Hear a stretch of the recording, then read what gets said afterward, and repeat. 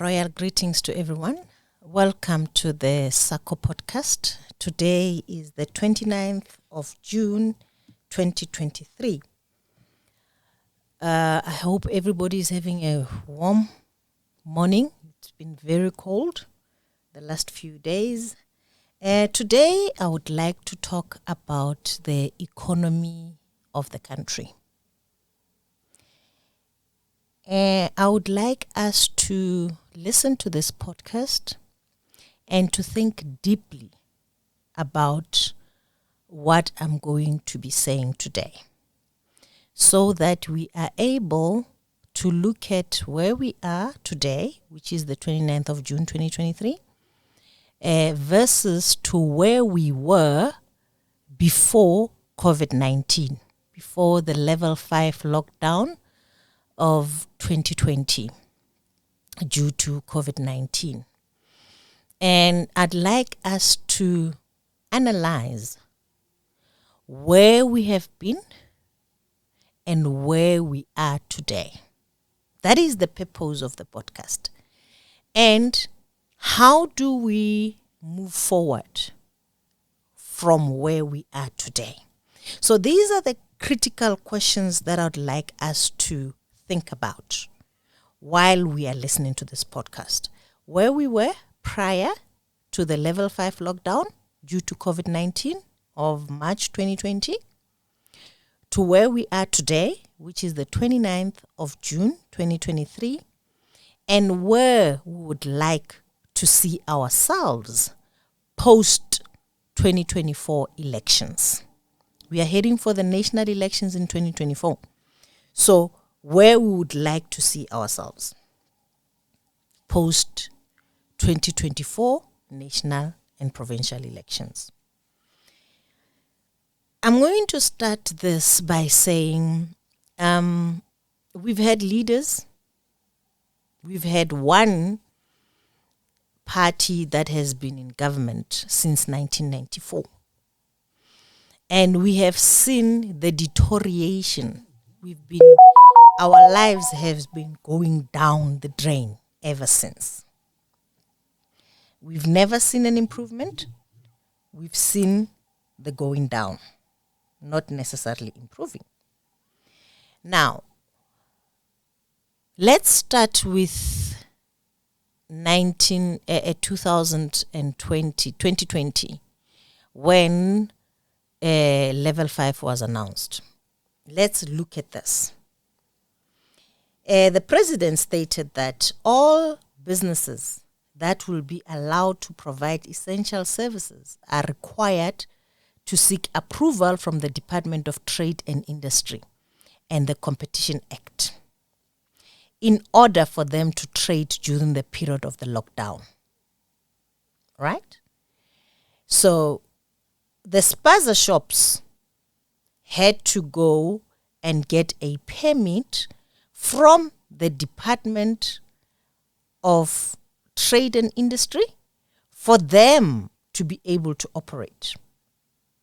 We're talking about healthcare professional registered with the Professions Council of South Africa, sole proprietors who provide essential goods and services like spaza shops, and small-scale farmers will not have to register through the portal. Now, if you look at the regulations of level 5, only essential goods were allowed, like your food, your healthcare, your pharmacist, and your food. And even with those food, the spaza shops and the small-scale farmers had to apply for a permit for them to operate with DTI on the portal.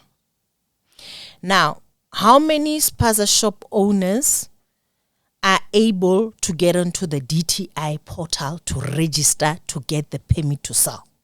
That is the first question that we need to ask ourselves. How many health professionals, like your clinics that are very, very small that we have, that are able to do that? That's question number one that we need to ask ourselves. Right? However, if you look at big businesses in level 5, like the ones that were providing the food, like your Pick and Pays, your ShopRites, your Checkers, those were opened. From level 5, they were allowed to operate. Now, the question that you need to ask yourself is, who are the owners of those big corporates that were allowed to operate in level 5? That's another question that we need to ask ourselves.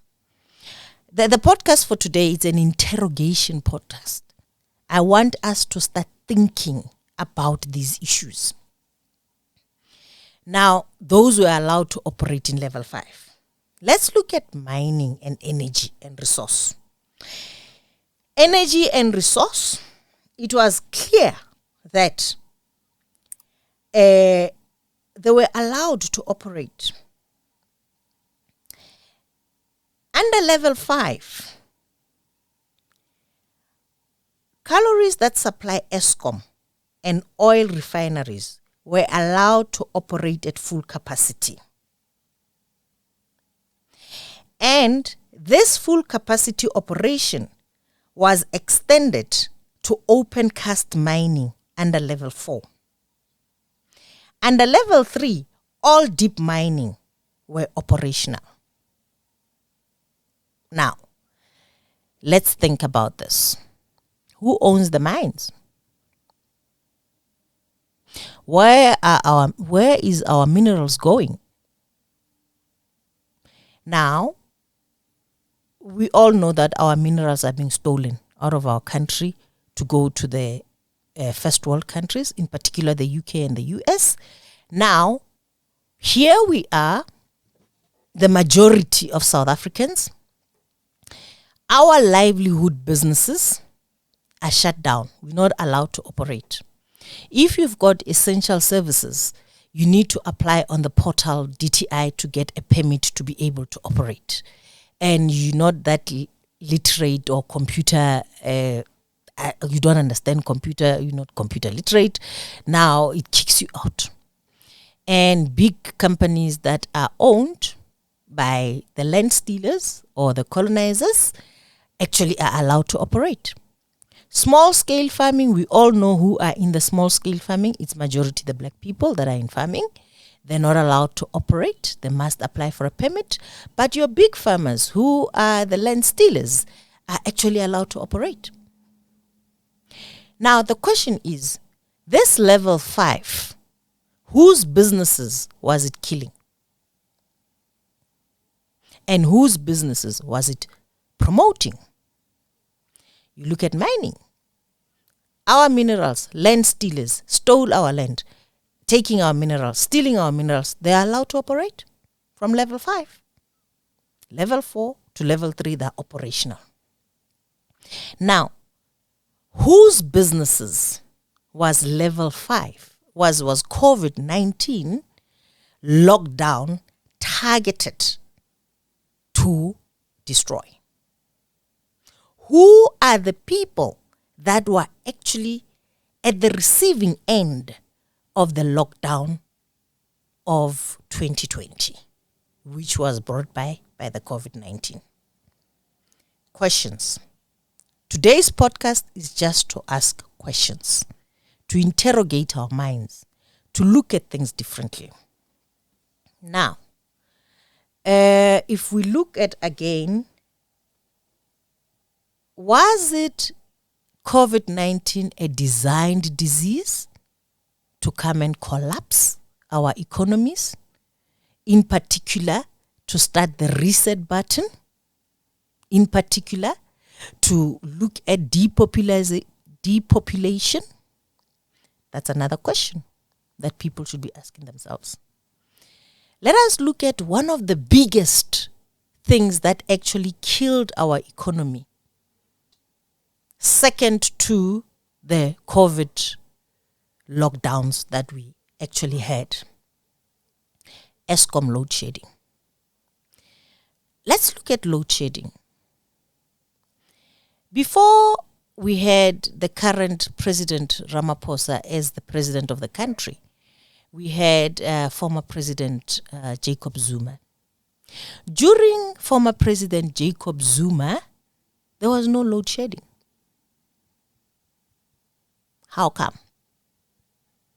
And during the presidency of President Cyril Ramaphosa, we're having massive load sheddings, which actually killed a lot of businesses, in particular small businesses. Question is, why during the former President Zuma's presidency we didn't have load shedding? Why load shedding started with President Ramaphosa? That's a question. And when we look at the impact of load shedding on businesses, today most of the businesses are shut down because of load shedding. People are unemployed today that otherwise had jobs due to load shedding. Small businesses had to close down because they couldn't sustain themselves under the load shedding that we are having in the country. So today, our unemployment figures are very high due to load shedding. Now, the question that we need to ask ourselves is, why is it that we are the same country, we are having the same grid, and we all know that there were other new grids that were introduced that former President Zuma renovated, that were introduced to allow the capacity so that we don't have load shedding. We know that. But why is it that when President Cyril comes on board, all of a sudden the grids are overloaded? What happened to the grids that former President Zuma upgraded and renovated and opened? What happened to them? What happened to that capacity? Did it mysteriously disappear? And now that we are having load shedding today? Why? Let us look at ourselves, our lifestyles. We had more people working during President Jacob Zuma's reign compared to now. A lot of people are unemployed today. I'm not advocating for former President Zuma. I'm not advocating for him. He is the one before President Cyril Ramaphosa. So you can make comparisons quicker. We can't go back to former President Mbeki and former President Thabo Mbeki and former President Mandela. That's far. Let's compare these two, because one was the deputy of the other. So let's compare these two for purposes of not making the comparison to go back far. Let's look at these two presidencies. Remember, they're all under one organization here. It's just two heads, one organization. But we need to ask ourselves, why? Why is there such a vast difference between the two? We need to ask that question. Economically now, we're talking economics today. I specifically chose today because it's the 29th. Tomorrow is the last day of the month. On the 1st of the month, people must start paying their debtors. You must pay for your school fees. You must pay for your electricity. You must pay for your food. Probably you don't have food from today. You must buy groceries. You must meet your monthly expenditure starting from tomorrow, from the 30th. And 90% today, as I'm talking, they've got a headache. They're depressed. Because the money that they received, if any, some people haven't received anything. I'm one of them that haven't received anything. Right?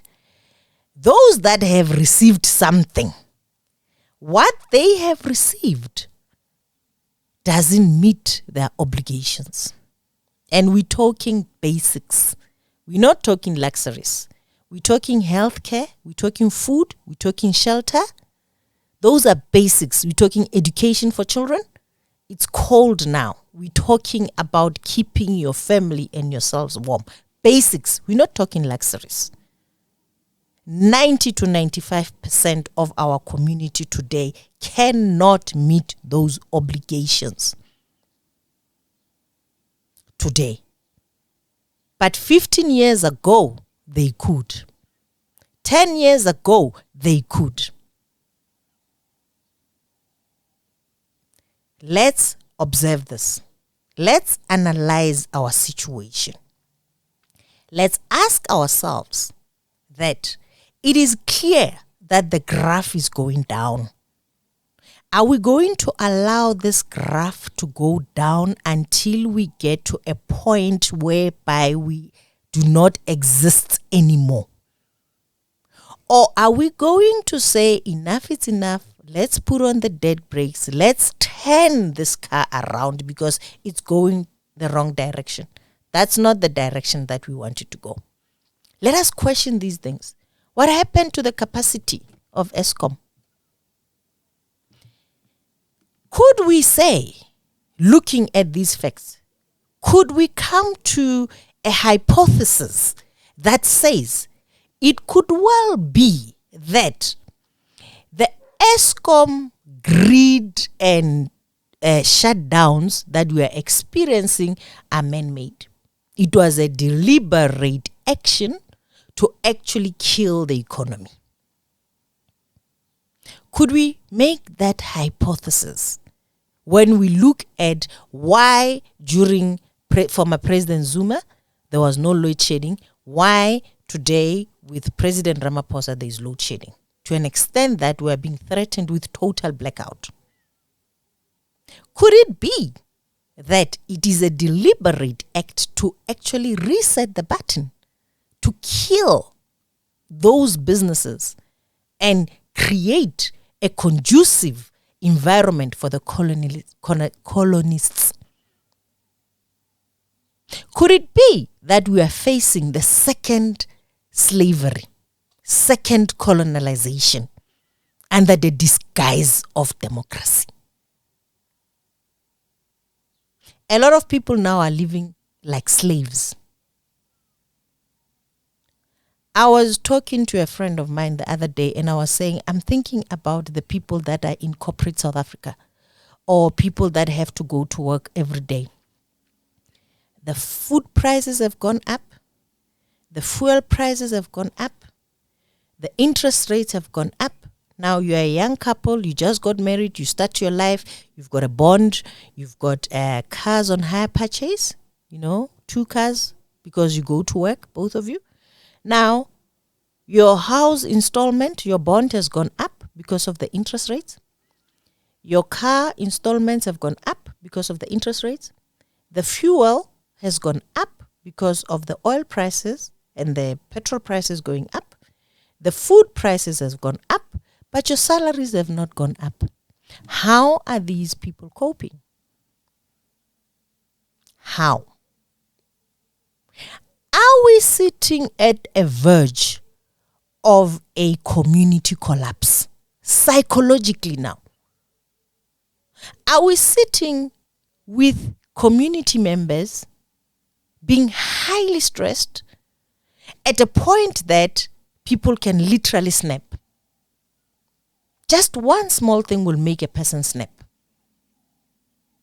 Are we now at that point whereby psychologically we're not coping? And the sad thing, we're not talking about it.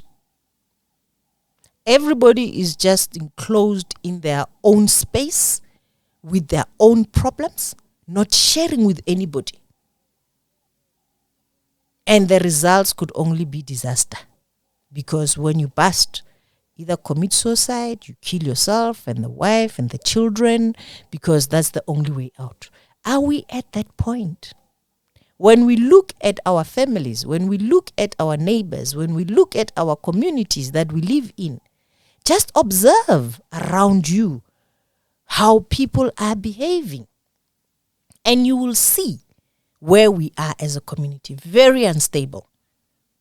Very, very unstable. Economically depressed. Psychologically depressed. Could this be a designed thing from our governments to put us in that situation? Because if we agree that COVID-19 was designed, we must also agree that the consequences that came out of the COVID-19, like your lockdowns and your vaccines and the deaths and everything that happened during that time was also designed. So we're having people that are sitting there and deciding what to do with our lives. Yet we are the majority. Yet the power lies with us to say, enough. We're not going to go this route. We are changing this route. It's not working. How much evidence do we need as the society, as the community, to say this is not working? And it's enough now. Let's stop it and change it. So I want us to go back and look at those questions that I have posed. And let's discuss it. Let's talk about it. Let's come on the SARKO podcast platform and talk about these issues. And make critical decisions for our future and our children's future and our generations to come. Because if we do not do anything now, literally, I am saying to you guys, our country is being hijacked in front of our eyes. Our country is being hijacked and we are looking and we are doing nothing. Do we want to have foreigners? I know the colonizers were foreigners and we fought and we got rid of apartheid and we brought our own as the government. But now our own are failing us. So now are we going to look at a second colonization? Is it what we want? If not, is it something that we can change? Is it within our powers to change? And it is within our powers to change because we are the voters. We are the people that vote the government that we want. So technically, the power is within our hands. The pain that you are facing now of not being able to make ends meet. It's month end now. You're not able to make ends meet. The pain that you are feeling now, let that pain propel you to make a different decision. To say it is enough. The secret to health is being sick of sickness. When you are sick of sickness, you start changing and becoming healthier. You start eating healthy, you start exercising, you start doing things that are going to make the sick go away because you are sick of sickness. The same, when you are sick of poverty, that is when you will start saying enough is enough and you will start changing your behavior and changing your leadership and changing your environment and changing your community. It is within you. It is within your power. You have it within you. We did it in 1994. I don't see how we cannot do it now. I do not see how we cannot do it now. We are the same people that were there in 1994. I casted my first vote in 1994. With everybody else who's a native. They called us natives at that time. I don't want to use the other name. Everybody who was a native cast their votes in South Africa for the first time in 1994. I was young, but I was fortunate that in my youth, I was able to vote with my elders for the first time. That gave me an advantage because that said to me, I still have the energy to make a difference. Because my grandmother at that time, she didn't have the energy that I had to make a difference. But we are close to 29 years later. I still haven't made the difference. I've only helped people to destroy the country, not to improve it. And I cannot continue on that journey. It's a wrong journey. Wrong. I must change it. Because I still have the power and the energy. And at least I have 29 years proof that it is not working. I don't need another 29 years to say, no, it's enough. The past 29 years, it's enough. I can't go another 29 years because I'll be a granny then. I won't have the energy. Now. So I'm saying, let us review. Let us talk about these things. I'm throwing these questions to you and saying, let us discuss them. Thank you very much. Have a lovely day. Thanks. One day we'll all be free. Ain't gotta worry about no pain. Ain't gotta worry about no gain. Ain't gotta worry about no shame. Ooh. Won't be no hard times and no suffering. One day we'll all be free.